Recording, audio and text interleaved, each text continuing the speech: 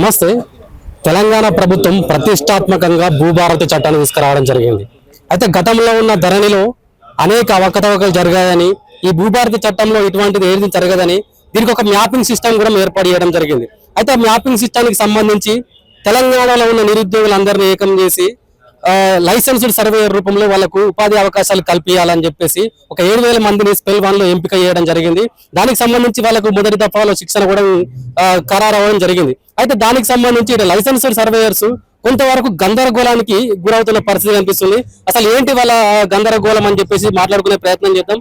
అలా ఏమైంది, మీకు ప్రభుత్వం అన్ని రకాలుగా శిక్షణ ఇచ్చింది, అయినా కూడా మీలో గందరగోళ పరిస్థితి ఏంది? అసలు శిక్షణ ఇచ్చింది అంటే నిజమే, వాస్తవం, శిక్షణ ఇవ్వడం జరిగింది.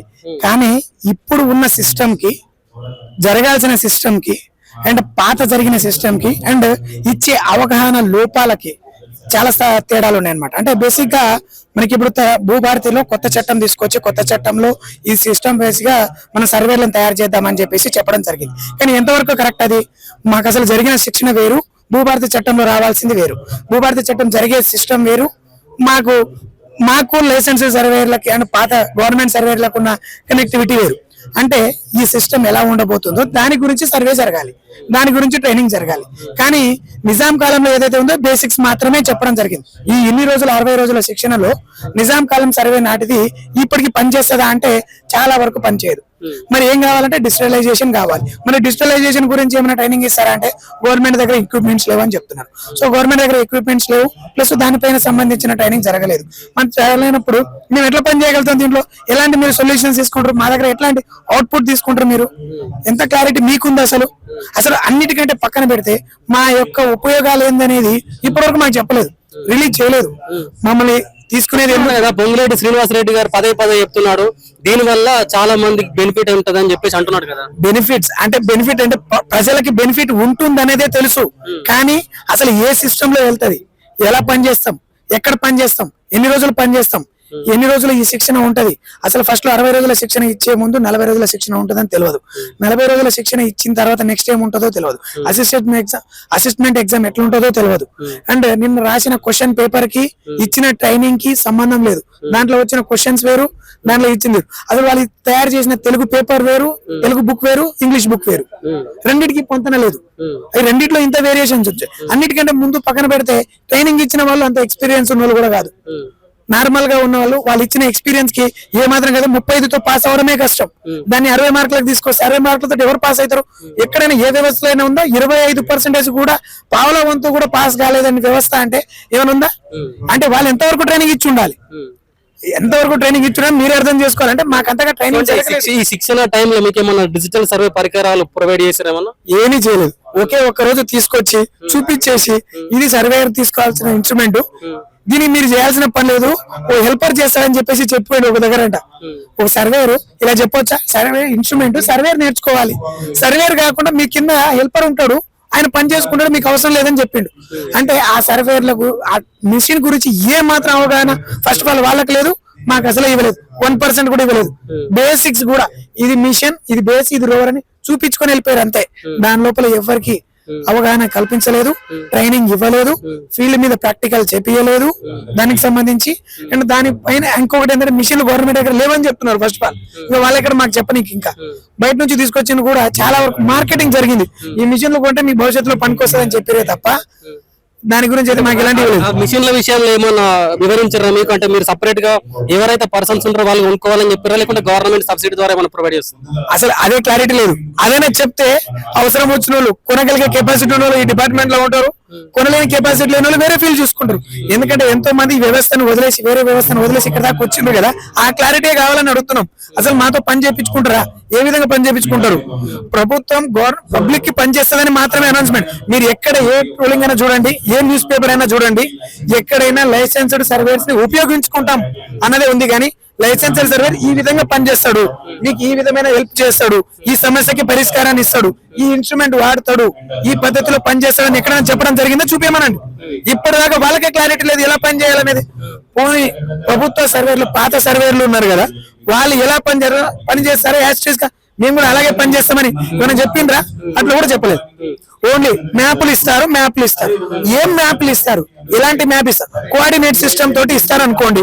ఇప్పుడంతా డిజిటల్ అయింది కోఆర్డినేట్స్. మరి కోఆర్డినేట్స్ అన్నప్పుడు దేంతో పని చేస్తారు తెలియాలి కదా. గవర్నమెంట్ కి ఫస్ట్ తెలియాలి కదా దేంతో పని చేస్తారని. మరి దేంతో పని చేస్తారంటే దాని గురించి ట్రైనింగ్ చేయాలి కదా. మరి చైన్లు క్రాస్ టాప్లు పట్టుకొని ఇప్పుడు గవర్నమెంట్ వ్యవస్థ పనిచేసేటటువంటి ఉందా? మరి పనిచేసేటటువంటి వ్యవస్థలో గవర్నమెంటే లేదన్నప్పుడు మేము వచ్చిన ట్రైనర్స్ కి ఎట్లా ఇస్తుంది? మాకు ఒక చైన్ క్రాస్ టాప్ తీసుకొని పోయి సర్వే చేయమంటదా? కొన్ని ఏదైనా చెప్పాలి కదా. అలా కాదు, రోజుకు వచ్చే పేపర్లలో డిజిటల్ అవుతుంది. మరి డిజిటల్ అయినప్పుడు మాకు డిజిటల్ గా నేర్పించాలి కదా. సో అది నేర్పించలేదు. మాకు అది మిషన్ కొనుక్కోవడానికి అవకాశం ఇస్తామని చెప్పలేదు, మీరు కొనుక్కోమని చెప్పలేదు. సో ఇలాంటి గందరగోళానికి ఏర్పడినాం కాబట్టి మాకు ఏదైనా ఒక క్లారిటీ ఇస్తే దీంట్లో ఎవరు ఉండాలి ఎవరు పోవాలని మేము తెచ్చుకుంటాం. ఇప్పుడు ఆల్రెడీ ఇప్పుడు మొదటి దఫా శిక్షణ పూర్తయిన సమయంలో ఈ రెవెన్యూ శాఖ మంత్రి గారు చెప్తున్నారు అంటే మొదటి శిక్షణ పూర్తయిన వాళ్ళందరికీ అవకాశం కల్పిస్తామని చెప్పేసి అంటున్నారు. ఈ టైంలో మీరు ఇట్లా చేయడం కరెక్టేనా? మరి మాకు చెప్పడం ఏంటంటే అక్టోబర్ 2వ తారీఖు నుంచే సర్వీస్ లో తీసుకుంటామని మొన్న వచ్చింది నోటీస్. 2 రోజుల తర్వాత డిసెంబర్ లో తీసుకుంటామని చెప్పారు. అంతకుముందు తర్వాత నవంబర్ లో తీసుకుంటామని చెప్పారు. అసలు తీసుకొని ఏం చేస్తారు? ఎంతమందికి నేర్పించినా తీసుకుంటారు? అంటే మీరు ఏం నేర్పించకుండానే మమ్మల్ని ఫీల్డ్ మీద తీసుకుపోయి పని చేయించుకోవడం మీకు కరెక్ట్ అనిపిస్తుందా? పబ్లిక్ సమస్యకు పరిష్కారం దొరుకుతుందా గందరగోళం ఏర్పడుతుందా? మరి అదే కదా, మాకేం నేర్పించకుండానే తీసుకుపోయి పెట్టుకుంటామంటే ఏం పెట్టుకుంటారు? ఏం చేసుకుంటారు? మమ్మల్ని తీసుకుపోయి బొమ్మను తీసుకుపోయి పెట్టడం కాదు కదా. సో పనికి అవుట్పుట్ ఏం తీసుకుంటారు? అవుట్పుట్ కి రిలేటెడ్ గా ట్రైనింగ్ ఇవ్వాలి కదా. ఏ అవుట్పుట్ కి ట్రైనింగ్ ఇవ్వకూడదని ఎక్కడైనా చెప్పిండ్రా? ఏ మనుషులను చూపించుకోవడానికే కావాలి కదా. మేమేమైనా కార్యకర్తలం కాదు. మేము ఒక సర్వేయర్స్, ఒక సంస్థని మంచిగా నడిపించడానికి, సమస్యకి పరిష్కారాన్ని ఇచ్చడానికి. మేము కాంగ్రెస్ కార్యకర్తలం కాదు, మేము వేరే పార్టీకి సంబంధించిన వాళ్ళు అసలే కాదు. సో అలాంటప్పుడు మాకు ఏదైతే అవగాహన కావాలో దానిపైన అవగాహన ఇప్పించాలి, దానిపైన ట్రైనింగ్ ఇవ్వాలి, దాని తగ్గట్టుగా క్లారిటీగా చెప్పాలి, దాని గురించే పని చేయించుకోవాలి. ఏం చెప్పకుండా పని చేయించుకోవడం అంటే రేపు అక్టోబర్ 2వ తారీఖు రిలీజ్ చేయంటాడు. తీసుకపోయి సమస్యకి అయితే పరిష్కారం దొరకదు కదా. సమస్యకి ఇంకో డబుల్ సమస్య అవుతుంది కదా. దానికి ఎవరు బాధ్యతలు వహిస్తారు? తర్వాత మేమే తప్పు చేసినామని మా మీదకి వస్తే ఎంతవరకు కరెక్ట్? గవర్నమెంట్ వ్యవస్థ ఎట్లుందో తెలుస్తలేదా? ఇప్పుడు గవర్నమెంట్ సర్వేలు బయటకు పోతే సంవత్సరాల నుంచి వస్తలేదు. సమస్యకి పరిష్కారం నిజంగా చేసేటటువంటి వ్యవస్థ ఉంటే ఎప్పుడో అయిపోయేది. అంటే ఇంత సమస్యలు ఇప్పుడు లక్షల కొద్ది సమస్యలు ఏర్పడడానికి మరి సర్వేలు కారణం కాదంటారా? మరి క్లారిటీ చేయొచ్చు. సో అంటే ఇప్పుడు మీకు సరిగ్గా ట్రైనింగ్ లేని ఏడలా మీరు అంటే ఫీల్డ్ మీద రైతులకు ఇబ్బంది కలుగుతుందని చెప్పేసి డైరెక్ట్ గా చెప్పేస్తున్నారు. 100% జరుగుతుంది. ఇప్పుడు ఇచ్చిన అవగాహన, ఇప్పుడు ఇచ్చిన ట్రైనింగ్ కి 100% అక్కడ సమస్య ఏర్పడుతుంది. సమస్యకి పరిష్కారం కాదు కదా, ఇంకా డబుల్ సమస్య కాకూడదని మేము అనుకుంటున్నాం. దానికంటే దానికి తగ్గటువంటి శిక్షణ అవసరం, దానికి తగ్గటువంటి అవగాహన ప్లస్ దానికి కావాల్సిన క్లారిటీ మాకు ఉండాలి. ప్లస్ ఏ విధంగా చేస్తామనేది ముందే చెప్పాలి. సో అంటే ఏం సూచిస్తారు రెవెన్యూ శాఖ మంత్రి పొంగులేటి శ్రీనివాస్ రెడ్డి గారికి? మేము చెప్పేది ఏంటంటే ఫస్ట్ ఆఫ్ ఆల్ మాకు ట్రైనింగ్ ఇచ్చేటోళ్ళని ప్రొఫెషనల్స్ ని ఏర్పాటు చేయండి. వాళ్ళు కాదు, ఇప్పుడున్న వ్యవస్థలు అంటే పనిచేసే సర్వేర్లు వేరు, ప్రొఫెషనల్ గా టీచింగ్ చెప్పేటోళ్ళు వేరు, వాళ్ళు ఒకళ్ళు ఇవ్వాలి. రెండోది, అసలు మాకు డిజిటల్ గా చేసేటప్పుడు డిజిటల్ గా మేము ఏ ఇన్స్ట్రుమెంట్ వాడతాం? డిజిపిఎస్ వాడతామా, హ్యాండ్ జిపిఎస్ వాడతామా, టోటల్ స్టేషన్ వాడతామా, అండ్ చైనే వాడతామా, క్రాస్ స్టాఫ్ వాడతామా? ఏది వాడతారు, ఏ విధమైన సమస్యకి పరిష్కారం ఇస్తారో అది చెప్పండి.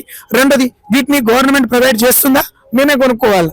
ఎందుకంటే ఇప్పుడున్న మాకు వచ్చిన ఎందుకు ఈ గందరగోళం అంటే ట్రైనింగ్ ఇవ్వడానికే మా దగ్గర ఫీజులు తీసుకొని ట్రైనింగ్ ఇస్తున్నప్పుడు రేపు ఈ వ్యవస్థలో పని చేయాలంటే ఒక్కొక్క డిజిపిఎస్ కాస్ట్ 4 లక్షలు. ఒక్కొక్కరు మినిమం ఎస్సీ ఎస్టీలు 2500 కట్టారు, బీసీ వాళ్ళు 5000 కట్టారు, ఓబీసీ వాళ్ళు 10,000 ఫీజు కట్టారు. ఇలాంటి వ్యవస్థ ఇంత ఫీజు కట్టినప్పుడు హ్యాండ్ అండ్ యావరేజ్ గా 10,000 మంది కడితే యావరేజ్ గా 5,000 అనుకున్నా కూడా 5 crores మినిమం 50 crores వరకు పేమెంట్ కట్టడం జరిగింది. సో అలాంటప్పుడు అలాంటి దాంతో ఒక్కొక్క వ్యవస్థలో ఎన్ని ఇన్స్ట్రుమెంట్ కొనొచ్చు, ఎన్ని కొని ఇవ్వాలి, దాని మీద ట్రైనింగ్ ఇవ్వచ్చు కదా. అది కాకుండా ఒక్క రోజు ఎక్కడ కూడా ట్రైనింగ్ ఇవ్వడం జరగలేదు. ఏ వ్యవస్థ ఏ డిస్ట్రిక్ట్ లో కూడా జరగలేదు. మరి అన్నప్పుడు మేము కొనుక్కోవాలా? మేము కొనుక్కోవాలంటే ఎంత కాస్ట్? దానికి ఏమైనా గవర్నమెంట్ ఏమైనా మద్దతు ఇస్తుందా? దాని గురించి కూడా మాకు క్లారిటీ కావాలి, గైడ్ లైన్స్ కావాలి. మరి రెండోది, అన్నిటికంటే ముందు ఈ వ్యవస్థ ఎన్ని రోజులు ఉంటుంది? ప్రభుత్వం మారితే మాకేమైనా ఇది ఉంటుందా? పనిస్తే ఎన్ని రోజులు పనిస్తుంది? ఒక నెలలో ఫర్ ఎగ్జాంపుల్ ఉన్నాం, మమ్మల్ని లైసెన్స్డ్ సర్వేర్ గా తీసుకొని లైసెన్స్ ఇచ్చి వదిలేస్తుంది. రేపు మేము పని చేయాలంటే రేపు ఏ రోజు ఉంటే ఆ రోజు పిలుస్తారు, ఆ రోజు పని చేస్తాం. మరి మిగతా రోజులు అంటే ఒకరు వేరే వ్యవస్థను కంటిన్యూ చేసుకొని దీంట్లో పని చేయొచ్చా? లేదంటే వేరే మొత్తం దీంట్లోనే పని చేయాలంటే వేరే వ్యవస్థని పని చేయాలన్నా? వేరే దగ్గర ఉద్యోగాన్ని మానేసుకోవాలన్నా? లేదంటే వేరే దగ్గర ప్రయత్నం చేయకూడదా? లేదంటే దీన్ని కంటిన్యూ చేస్తున్నప్పుడు మళ్ళీ జీవితంలో ఇంకొక వ్యవస్థకి అంటే వేరే ప్రభుత్వ ఉద్యోగాలు రాసుకోవచ్చా? లేదంటే మమ్మల్ని రెగ్యులరైజేషన్ చేస్తారా? లేదంటే మంత్లీ శాలరీ బేసిస్ లో తీసుకుంటారా? ఇవన్నీ క్లారిటీ కావాలి కదా.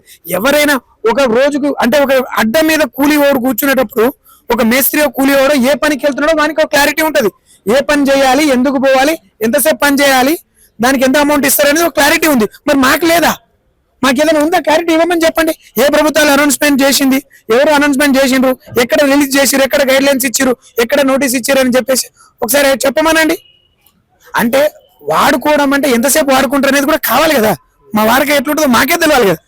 మాకు తెలియకుండా వాళ్ళే డిసైడ్ చేసుకుంటే అందులో ఎంతమందికి అది నచ్చవచ్చు, ఎంతమందికి నచ్చకపోవచ్చు. నచ్చని వ్యవస్థను అయితే తీసుకోలేము కదా. ఇప్పుడు 7,000 మంది అన్నారు నిన్న. 7,000 మంది నిజంగానే లేరాడా? 7,000 మంది ఈ రోజుకి స్పెల్ 1 స్పెల్ 2 చూసుకుంటే మొత్తానికి 7,000 మంది ఎగ్జామ్ రాసే పరిస్థితి లేదు.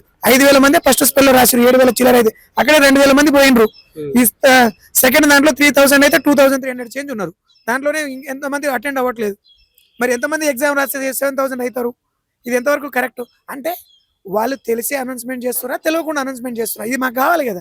ఈ గందరగోళం మా గురించి అన్నప్పుడు, ఎవరి గురించి అయినా మాట్లాడుతున్నప్పుడు వాళ్ళకి క్లారిటీ తెలవాలా వద్దా? దీని గురించి మేము క్వశ్చన్ చేస్తున్నాం. ఇది ఏది పోరాటం కాదు, ఇది కాదు. మాకు క్లారిటీ కావాలి. క్లారిటీ తర్వాత మేము ఎలా చేరుస్తాం, భవిష్యత్తు ఎలా ఉంటుంది అనేది మాకు తెలిస్తే ఏ కరెక్ట్ ఫీల్డ్ అయితే ఆ ఫీల్డ్కే వెళ్తాం. ఇదైనా మాకేమైనా జీవితాలు అంకితం చేయలేదు. అదే నిన్న చేసిన ఆ ఓడికే మేము ఇప్పుడు పెట్టడం జరిగింది. మేము సర్వేలను అంకితం చేస్తున్నామంటే సర్వేలు ఎవరు? మేమే కదా. మా జీవితాలు అంకితం చేస్తున్నామంటే మాకు తెలియకుండా మాకెట్లా అంకితం చేస్తారు? ఎవరికో మాకెట్లా అంకితం చేస్తారు చెప్పాలి కదా. ఎలా అంకితం చేస్తున్నారు అనే దానికి ఆ క్లారిటీ మాకు కావాలని అడుగుతున్నాం. దానికి మా క్వశ్చన్లో తప్పేమైనా ఉంటే క్వశ్చన్ చేయొచ్చు ఎవరైనా కూడా.